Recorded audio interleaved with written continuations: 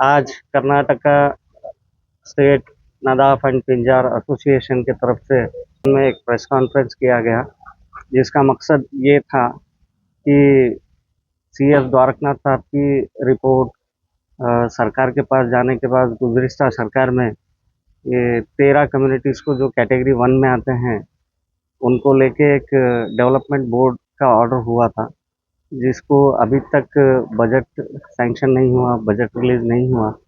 तो आने वाले बजट सत्र में सरकार से हम तमाम नदाफ एसोसिएशन के ज़िम्मेदारान मुतालिबा किए हैं कि इस बार बजट में नदाफ एसोसिएशन को 500 करोड़ का बजट सैंक्शन करें। और ये नदाफ कम्युनिटी गालिबन गुलबर्गा में 1,60,000 का पॉपुलेशन है। ये सिर्फ गुलबर्गे का कैलकुलेशन बताया, कर्नाटका स्टेट में गालिबन 10 से 12 लाख का हमारा पॉपुलेशन है। ये कम्युनिटी जो कॉटन वर्क करने वाली है, अभी आज के दौर में इनका कारोबार मल्टीनेशनल कंपनीज अडॉप्ट करने की वजह से ये एजुकेशनली, इकोनॉमिकली, सोशली और पॉलिटिकली पिछड़ा हुआ तबका है। इनको एक इंसाफ देने का काम ये सरकार करेगी, मुझे उम्मीद है।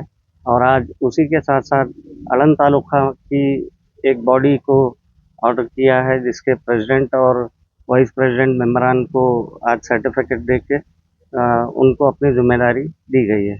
गुज़िश्ता 20 सालों से हम मुतालिबा करते आए हैं कि डेवलपमेंट बोर्ड हमारे लिए बना के दें। काफ़ी सारे स्ट्राइक्स, काफ़ी सारे प्रोटेस्ट हमने किए हैं। वो गुज़िश्ता सरकार में ऑर्डर हुआ है, तो उम्मीद करते हैं कि ये सरकार में वो डेवलपमेंट बोर्ड को बजट देंगे और वो डेवलपमेंट बोर्ड की तरक्की के लिए काम करेंगे। की तरफ से कम्युनिटी को अब बहुत सारे हमारे कम्युनिटी में अनएजुकेटेड हैं, जो कि उनकी टीसी में नदाफ पिंजार लिखा हुआ नहीं है।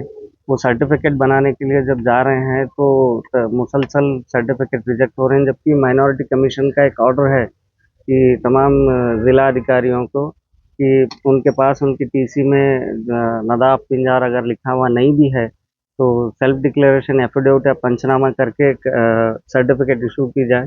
तो मैं ये संघ के पदाधिकारों को ये निवेदन करता हूँ कि ऐसे लोगों की हेल्प करें, वहाँ पे जाके तहसीलदार से रब्ता करें और ऑर्डर बता के कन्विंस करके लोगों को मदद करने की कोशिश करें। Mohammed Imran, district general secretary Nadaf association. ನನ್ನ ಹೆಸರು ಮೌಲಾಲಿ ನದಾಫ್ ಅಂತ. ನಾನು ಕರ್ನಾಟಕ ರಾಜ್ಯ ನದಾಫ್ ಪಿಂಜಾರ್ ಸಂಘದ ಕಲಬುರಗಿ ಜಿಲ್ಲಾ ಅಧ್ಯಕ್ಷ ಇದ್ದೀನಿ ರೀ. ನಾವು 2006ದಿಂದ ಅಧ್ಯಕ್ಷ ಆದಮೇಲೆ ನಾವು ಮೊದಲೇ ನದಾಫ್ ಸಮುದಾಯಕ್ಕೆ ಬೆಳೀಲಿಕ್ಕೆ ಸ್ಟಾರ್ಟ್ ಮಾಡಿದ್ವಿ ಸರ್. ಆದರೆ ಕಲಬುರಗಿ ಜಿಲ್ಲೆಯಲ್ಲಿ ಸ್ವಲ್ಪ ನದಾಫ್ ಅಂತ ಹೇಳ್ತಾ ಇಲ್ಲ ಅಷ್ಟೇ, ಮತ್ತೇನಿಲ್ಲ. ಈಗ ಒಂದು 80% ಜನ ನದಾಫ್ ಅಂತ ಹೇಳ್ತಾ ಇದ್ದಾರೆ.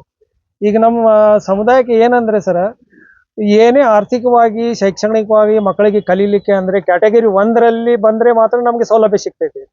ಇಲ್ಲಾಂದರೆ ಉದಾಹರಣೆಗೆ ಇಂಜಿನಿಯರಿಂಗ್ ಮಾಡಬೇಕಂದ್ರೆ ಅದು 20,000 ಆಗಲಿ, 50,000 ಆಗಲಿ, ಡೊನೇಷನ್ 10 ಲಕ್ಷ ಆಗಲಿ, ಅದು ಕೊಡಲಿಕ್ಕೆ ಸಾಧ್ಯ ಇಲ್ಲ. ಯಾಕಂದರೆ ಬಡವ ಸಮುದಾಯ ಸರ್. ಸರ್ಕಾರ ನಮಗೆ 1993ರಲ್ಲಿ ಕ್ಯಾಟಗರಿ 1ರಲ್ಲಿ ತೆಗೆದಾರೆ ಸರ್, JH ಪಟೇಲ್ ಸಾಹೇಬ್ರು ಇದ್ದಾಗ. ಅದರಲ್ಲಿ ನಾವು ಕ್ಯಾಟಗರಿ 1ರಲ್ಲಿ ಬಂದು ನಾವು ಅದಕ್ಕೆ ಉಪಯೋಗ ಮಾಡಲಿಕ್ಕೆ, ನಮ್ಮ ಮಕ್ಕಳಿಗೆ ಶಿಕ್ಷಣದಲ್ಲಿ ಅದು ಏನಾದರೂ ಉಪಯೋಗ ಆಗಬೇಕಂದ್ರೆ ಕ್ಯಾಟಗರಿ 1 ಸರ್ಟಿಫಿಕೇಟ್ ಬೇಕು ಸರ್ ನಮಗೆ. ಅದಕ್ಕೆ ಕ್ಯಾಟಗರಿ 1 ಸರ್ಟಿಫಿಕೇಟ್ ಇದ್ರೆ ನಮ್ಮ ಮಕ್ಕಳಿಗೆ ಈಗ ಶಾಲೆಯಲ್ಲಿ ಹೋದರೆ ನಮಗೆ ಎಲ್ಲ ಫೀಸ್ ಮಾಫ್ ಆಗ್ತೈತ್ರಿ, ಡೊನೇಷನ್ ಎಲ್ಲ ಇರೋದಿಲ್ಲ, ಗೌರ್ಮೆಂಟ್ ಕೋಟಾದಲ್ಲಿ ಸೀಟ್ ಸಿಗ್ತೈತಿ. ಅದಕ್ಕೆ ಅದ್ರ ಸಲುವಾಗಿ ನಾವು ಈಗ ಪೂರಾ ಗುಲ್ಬರ್ಗ ಜಿಲ್ಲೆಯಲ್ಲಿ ಎಲ್ಲ ತಾಲೂಕು ಮಾಡಿದ್ದೀವಿ. ಒಂದು ಅಳನ್ ತಾಲೂಕು ಮಾತ್ರ ಉಳಿದಿತ್ತು, ಅದನ್ನು ಈ ತಿಂಗಳಲ್ಲಿ ಪೂರಾ ಮಾಡಿ ನಾವು ಸಂಪೂರ್ಣ ನಮ್ಮ ಏನಂತೀವಿ ನಮ್ಮ ಇಚ್ಛೆ ಪ್ರಕಾರ ಎಲ್ಲ ಕೆಲಸ ಆಗೋಗ್ಯಾದ್ರಿ ಸರ್. ಈಗ ಅವರಿಗೆ ನಾವು ಎಲ್ಲ ಈಗ ಜಿಮ್ಮೆದಾರಿ ಕೊಡ್ತಾ ಇದ್ದೀವಿ. ಈಗ ನೀವು ಮುಂದೆ ಮಾಡ್ಕೊತ ಹೋಗ್ರಿಯಪ್ಪ, ಈಗ ಎಲ್ಲರೂ ಈಗ, ಯಾಕಂದರೆ ನಮ್ಮದು ಈಗ ವಯಸ್ಸಾಗ್ಯದೆ. ಈಗ ನಿಮ್ಮಲ್ಲೇ ಒಂದು ಜಿಲ್ಲಾಧ್ಯಕ್ಷರು ಒಂದು ಕುದುರೆ ತಯಾರು ಮಾಡಿ ಅವರಿಗೆಲ್ಲ ವಾಪಸ್ಬೇಕಂತ ಹೇಳಿ ಮಾಡ್ತಾ ಇದ್ದೀನಿ. ಅದಕ್ಕೆ ಈಗ BJP ಸರ್ಕಾರದಲ್ಲಿ ನಮಗೆ ನಿಗಮ ಮಂಡಳಿ ಆಗಿದ್ರಿ ಸರ್, ಅದಕ್ಕೆ ಅನುದಾನ ಸಿಗಲಿಲ್ಲ.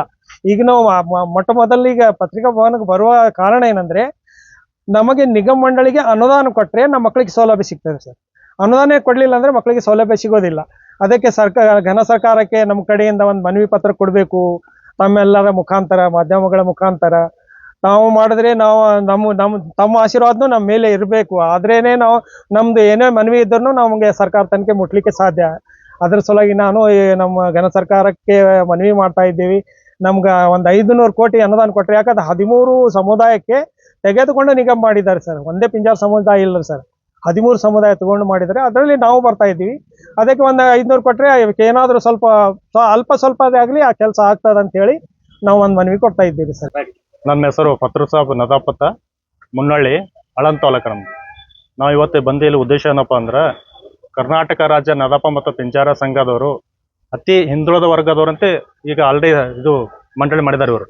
ನಮ್ದು ಆಳಂದ ತಾಲೂಕು ಯಾಕೆ ಹಿಂದುಳಿದಪ್ಪ ಅಂದ್ರೆ, ಅತಿ ನಮ್ಮ ಕರ್ನಾಟಕ ರಾಜ್ಯದೊಳಗೆ ನದಾಪ ಮತ್ತು ಪಿಂಜಾರ ಭಾಳ ಆಳಂದ ತಾಲೂಕದೊಳಗೆ ಭಾಳ ಹಿಂದುಳಿದ ಮತ್ತು ಕಡು ಬಡ ಜನ ಇದ್ದಾರೆ.